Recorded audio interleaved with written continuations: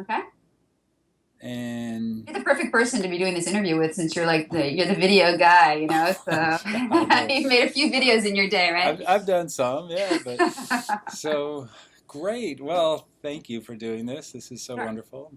I'm going to ask some of the questions that they kind of seeded us with, just I think Yeah, because that way it'll help them tie all this together or what have you.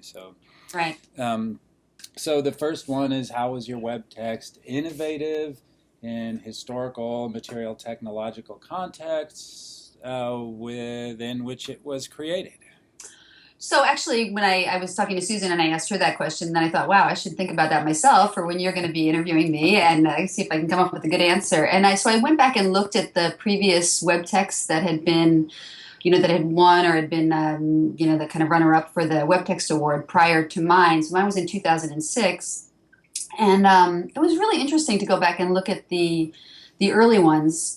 Some of them weren't available anymore, but from the ones that were available, I was taken by the extent to which the early web texts, at least these ones that were judged best web texts, were taking on the question of links and hypertext, and kind of reading practices. And it really struck me that it was something that was so new then to us as writers, writing scholarly hypertext, but also to readers, and trying to help readers figure out how to navigate. There was a lot of, sort of instructions at the beginning and discussion of how this text was different in terms of its, organization than previous texts and so on. So I was really kind of taken by that. And I think before my web text, the other a web text that I was really influenced by was Anne Wysocki's Bookling Monument, which really, was kind of about linking, but in a totally different way. And it was really more about the interface. And so I think, that was really influential for me in thinking,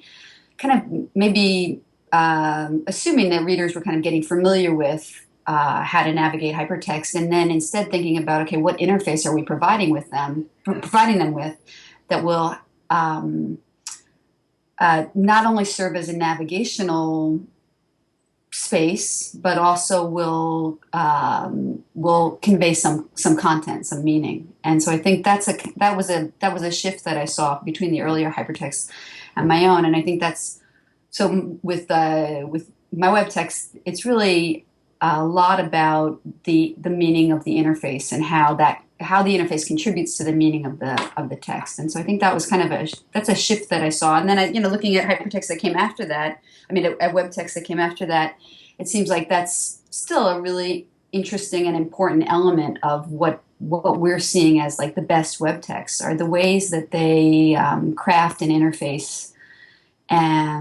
so as to convey meaning. When I was talking to Susan about her Wunderkammer piece, that's very much what it's about. It's just kind of how all the elements are laid out and how that layout is significant. So Yeah, nice. I wonder if there's a connection between like some of the threads that you take up in the piece, like metaphor or metonymy.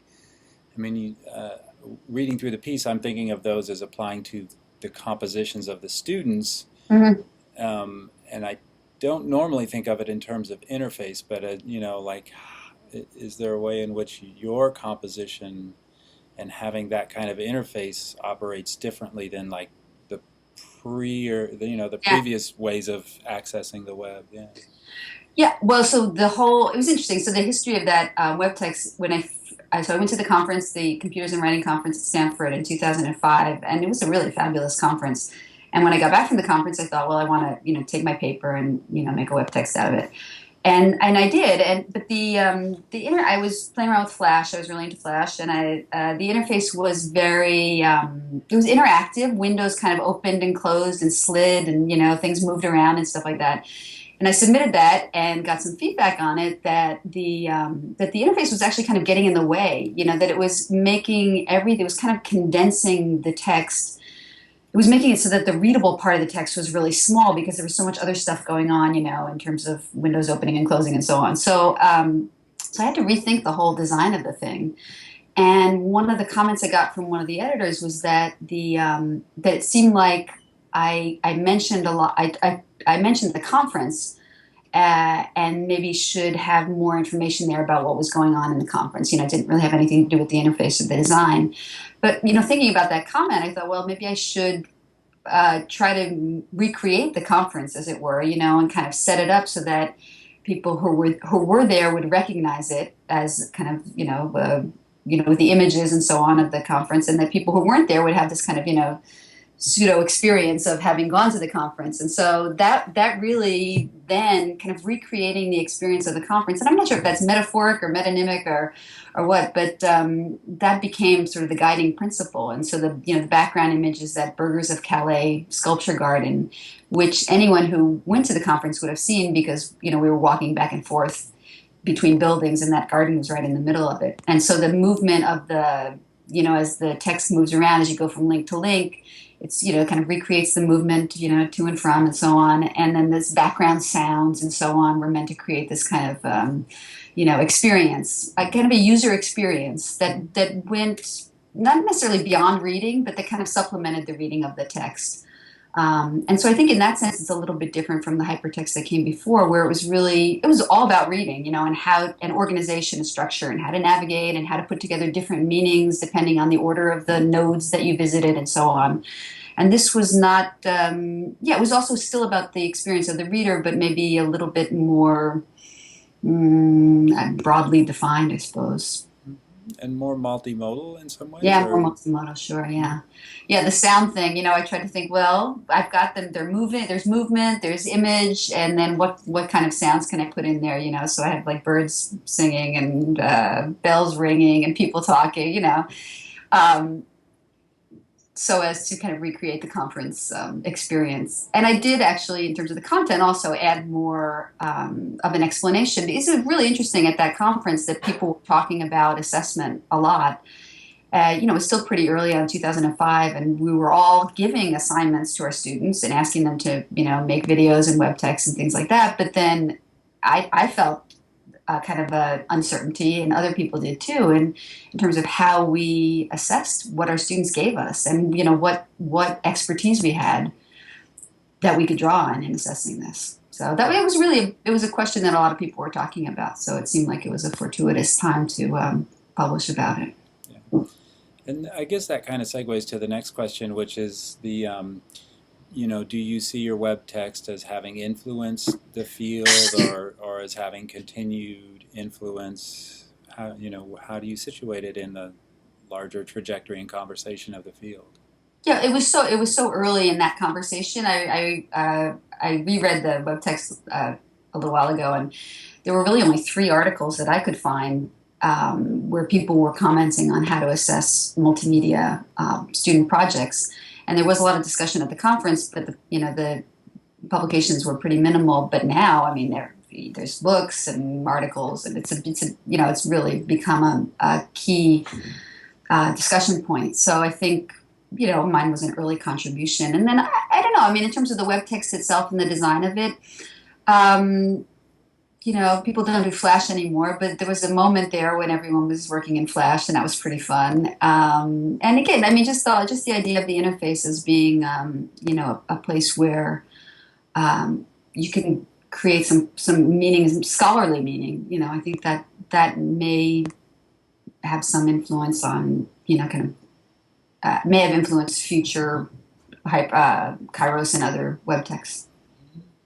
And then I guess a couple of questions about the project itself. So this notion of metaphor as kind of a key to assessment or metonymy, but that is an interesting angle, and I'm wondering if, in the time that has passed between then and now, if you feel like there are now other angles, or, would you propose something in addition to metaphor or different than metaphor to handle assessment now? Yeah, oh yeah. I think it's just one element. I mean, I think there's lots of different ways to go about assessing, and really back then I was looking for something that we could claim expertise in, where we could say, yeah, this is we may not be the most expert in video or audio or image or anything like that, but rhetoric we kind of get, and we understand tropes and so on. And I was also really interested in the kind of multi aspect of multimodal composing. And I saw with my own students, and I still see with my own students, that when we ask them to to combine modes, there's they're not used to doing that. I mean, usually they're either asked to write a paper or create a video or do an image, and not necessarily to bring all those things together. And I still do see students struggling with the question of how to bring them together meaningfully. And how not to just simply have things repeat each other, or how not to have things that are just so totally different, and not talking to each other. So I think there's lots of ways to discuss that with students, not necessarily metaphor or metonymy, but just simple things like juxtaposition or irony, or there's all kinds of other ways to approach that. But like I said, I think this is just one part of the whole puzzle of doing assessment. And I think, there's lots of really rich options now, and rubrics and other kinds of things that people are developing that are helpful. One of the other issues too is when you talk about multimodal projects, you're talking about a whole range of things. And so there's not a one size fits all really. And I'm sure you've seen this in your own work. When you ask students to do things that are a little different, they want to know, and it's really our responsibility to tell them how we're going to be responding to them. How we're going to be assessing what they do if it's something they've never done before. And it's funny because I know a lot of times it's something that we've never done before either. We're giving the assignment for the first time ourselves, and so it's interesting. I mean, I think it's really productive kind of nervousness that you can have when you do that sort of thing. Um, so no, I mean, I think it's just one aspect or one angle on it that at the time was maybe more important as we were kind of developing as a field our own ways of approaching this kind of project.